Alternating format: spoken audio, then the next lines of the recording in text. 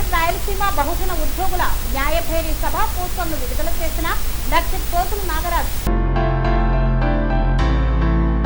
పట్టణంలో గ్రేటర్ రాయలసీమ బహుజన ఉద్యోగుల న్యాయభేరి సభకు సంబంధించిన పోస్టర్లను విడుదల చేశారు. ఈ నెల 19న నంద్యాలలో నిర్వహించనున్న గ్రేటర్ రాయలసీమ బహుజన ఉద్యోగుల న్యాయభేరి సభకు సంబంధించిన పోస్టర్లను ఆదివారం డోన్ పట్టణంలోని డాక్టర్ బిఆర్ అంబేద్కర్ విగ్రహం వద్ద ఘనంగా విడుదల చేశారు. ఈ సందర్భంగా అంబేద్కర్ విగ్రహానికి పూలమాల వేసి ఘన నివాళులు అర్పించారు. అనంతరం రిజర్వేషన్ ఎంప్లాయీస్ ఫెడరేషన్ రిజర్వేషన్ల పరిరక్షణ సమితి వ్యవస్థాపకులు డాక్టర్ పోతుల నాగరాజు మాట్లాడుతూ భారత రాజ్యాంగ నిర్మాత డాక్టర్ బిఆర్ అంబేద్కర్ ఆశయాల సాధనకు బహుజన సమాజం ఐక్యంగా ముందుకు రావాల్సిన అవసరం ఉంది అన్నారు. రాజ్యాంగం కల్పించిన హక్కులను పరిరక్షించుకోవడంలో ఉద్యోగులు, యువత, విద్యార్థులు, బహుజనులు చైతన్యవంతంగా వ్యవహరించాలని పిలుపునిచ్చారు. జూలై 19న నంద్యాలలో జరిగే న్యాయభేరి సభలో రాయలసీమ అభివృద్ధి, న్యాయ వ్యవస్థలో రిజర్వేషన్ల అసమర్థ అమలు, ప్రభుత్వ ఉద్యోగాల్లో చట్టబద్ధమైన రిజర్వేషన్ల పూర్తిస్థాయి అమలు, చట్టసభల్లో బీసీలకు 44% రిజర్వేషన్లు, ప్రైవేటు రంగంలో రిజర్వేషన్ల అమలు, కాంట్రాక్ట్ అవుట్సోర్సింగ్ ఉద్యోగులకు ఉద్యోగ భద్రత, వివిధ వైద్య రంగాల్లో సమాన అవకాశాలు, బీసీ, ఎస్సీ, ఎస్టీ, మైనార్టీల హక్కుల పరిరక్షణ వంటి కీలక అంశాలను ప్రభుత్వ దృష్టికి తీసుకువెళ్లనున్నట్లు తెలిపారు.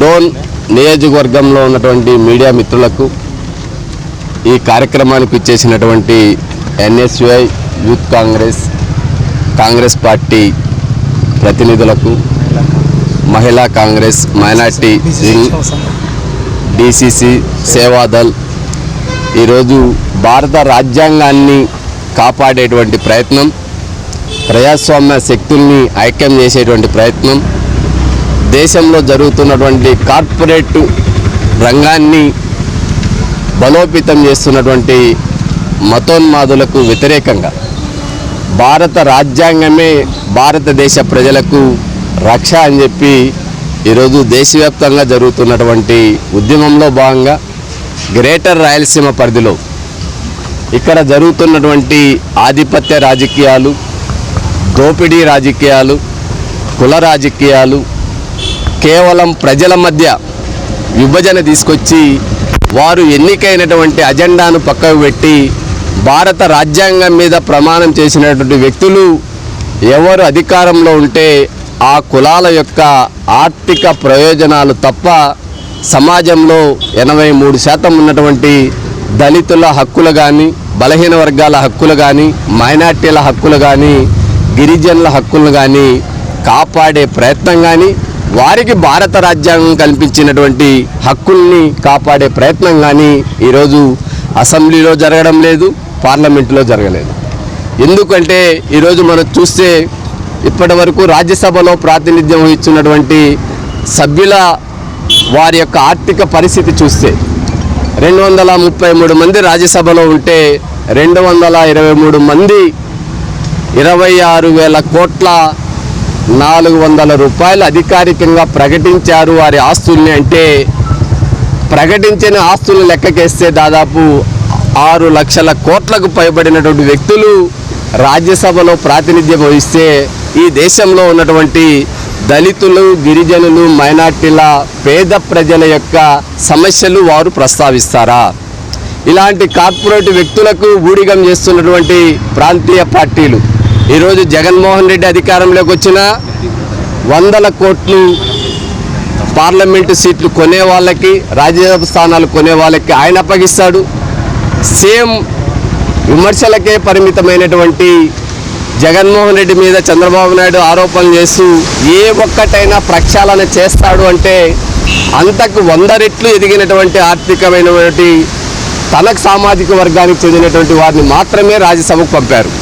ఈరోజు విద్యను వ్యాపారం చేస్తూ పేదల్ని జలగల్లా పీకుతున్నటువంటి భాష్యం అధినేత ఆయన 2005, 2006 అనంతపూర్కి వచ్చినప్పుడు నా కింద నేను చైర్లో కూర్చుంటే కింద కూర్చోవడానికి ప్రయత్నం చేశాడు. అంటే మాకు ఇక్కడ స్కూల్ పెట్టడానికి పర్మిషన్ ఇప్పిండి అన్నా అని. ఈరోజు ఆయన అధికారికంగా 600 కోట్లు ప్రకటించాడంటే ఇంకా ఎన్ని వేల కోట్లకు ప్రజల నుంచి దోపిడీ చేసి, వసూలు చేసి, ముక్కుబిండి చంద్రబాబు నాయుడికి అప్పగించింటే ఆయన పార్టీ రాజ్యసభ ఇచ్చారో ఒక్కసారి ఆలోచించండి. ఎందుకు ఇవన్నీ చెప్తున్నా అంటే పార్లమెంటులో అసెంబ్లీలో విద్యను వ్యాపారం చేసేవాళ్ళు, వైద్యాన్ని వ్యాపారం చేసేవాళ్ళు, పేద ప్రజలకు దక్కాల్సినటువంటి భూములు, ప్రకృతి సంపదను కొల్లగొట్టేటువంటి దొంగలు, గజ దొంగలు, దోపిడీదారులు అసెంబ్లీ పార్లమెంట్ నిండా కబ్జా చేశారు. నేను చెప్తున్నటువంటిది మన వెనకున్నటువంటి మహనీయుడు డాక్టర్ బిఆర్ అంబేద్కర్ గారు చెప్పినటువంటి ఒకే ఒక అజెండా. భారత రాజ్యాంగంలో మీరందరూ కూడా స్పష్టంగా ఇప్పటికీ చదవండి.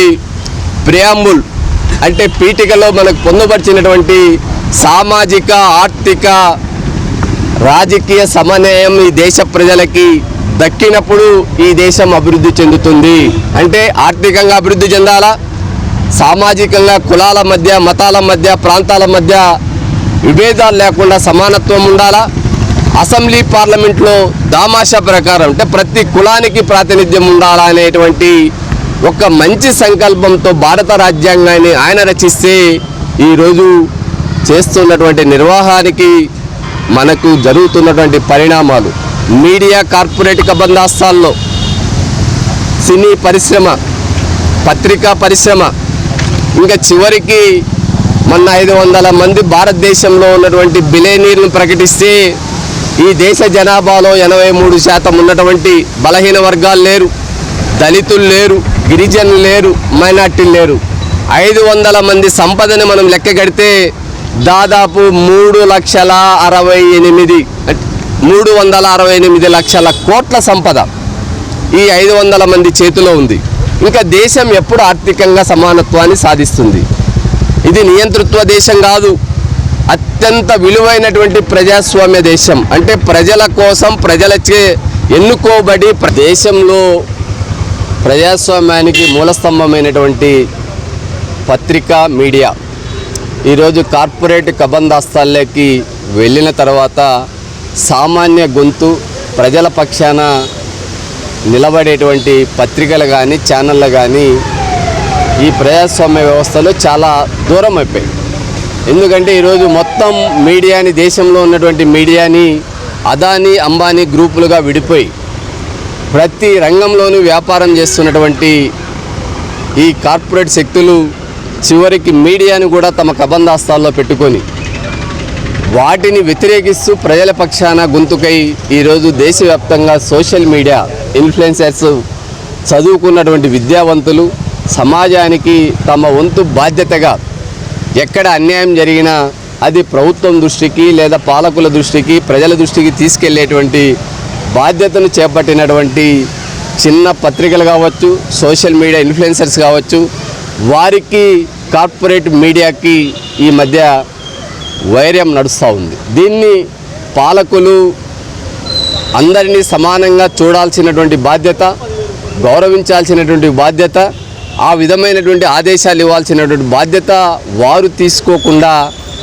ప్రతి వర్గంలోనూ డివైడ్ అండ్ రూల్ అనేటువంటి పాలసీని తీసుకొచ్చి ప్రజలను ఏ విధంగా కులాలు, మతాలు, ప్రాంతాల వారిగా విడగొట్టారో ఈరోజు మీడియాను కూడా సోషల్ మీడియా అని చెప్పి, కార్పొరేట్ మీడియా అని చెప్పి విడగొట్టి తమకు అనుకూలమైనటువంటి వారికి అక్రిడేషన్లు, ప్రభుత్వ గుర్తింపు కార్డులు ఇస్తూ మిగతా తమకు వ్యతిరేకంగా వార్తలు లేదా ప్రజల్ని అవేర్నెస్ చేస్తున్నటువంటి వారికి వారు సోషల్ మీడియా అని చెప్పి ఎలాంటి గుర్తింపు లేకోకుండా వారిని ఒక రకమైనటువంటి మానసికంగా వారికి ఉన్నటువంటి హక్కు, భారత రాజ్యాంగం ప్రతి పౌరునికి కొన్ని ప్రాథమిక హక్కులతో పాటు వాటిలో స్వేచ్ఛను కూడా ప్రధానమైనటువంటిది.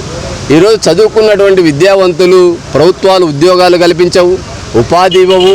కానీ వారు ఎన్నుకున్నటువంటి మార్గం ఈరోజు దేశవ్యాప్తంగా, ప్రపంచవ్యాప్తంగా సోషల్ మీడియా ప్రభావం అనేటువంటిది మనం చూస్తున్నాం. కానీ భారతదేశంలో జరుగుతున్నటువంటి కుల, మత రాజకీయాలకు చదువుకున్నటువంటి విద్యావంతులు ఏ రంగంలో ఉన్నా కూడా అవమానాలకు, అణిచివేతకు గురవుతున్నారు.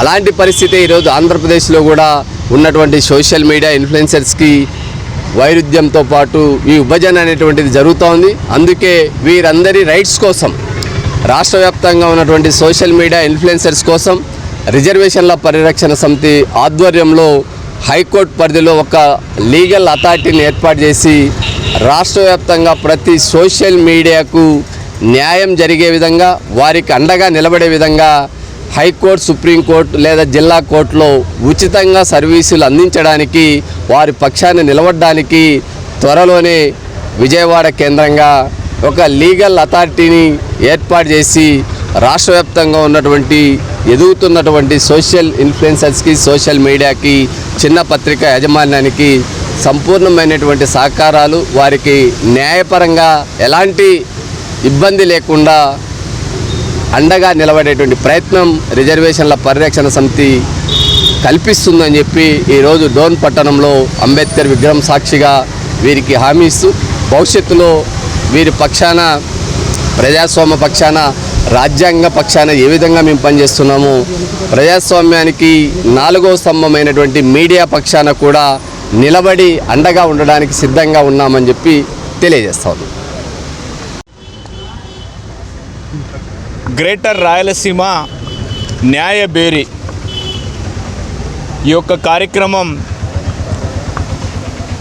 జూలై 19న నంద్యాల వేదికగా గ్రేటర్ రాయలసీమలో ఉన్నటువంటి యావత్ బీసీ, ఎస్సీ, ఎస్టీ, మైనారిటీ అన్ని వర్గాల ప్రజలందరికీ ఈ రాష్ట్రంలో, ఈ గ్రేటర్ రాయలసీమ ప్రాంతంలో జరుగుతున్నటువంటి అన్యాయాలపైన, బీసీల, ఎస్సీల, మైనారిటీల అణిచివేతపైనటువంటి జరుగుతున్నటువంటి అన్యాయాలపైన, యువకులైన, విద్యార్థులైన, అన్ని వర్గాల ప్రజలపైన జరుగుతున్నటువంటి అన్యాయాలపైన గలం వెత్తి ముందరికి నడుస్తున్నటువంటి డాక్టర్ పోతుల నాగరాజు గారి నాయకత్వంలో నిర్వహించేటువంటి కార్యక్రమానికి మేము సైతం అంటూ యువకులుగా, విద్యార్థులుగా, ఉపాధ్యాయులుగా, ఉద్యోగులుగా అన్ని వర్గాల ప్రజలు ఈ కార్యక్రమంలో పాల్గొనాలని, ఈ పాల్గొనడానికి మీరందరూ ముందరికి రావడంతో రాయలసీమలో చాలా మార్పు సంభవించేటువంటి అవకాశం ఉంది.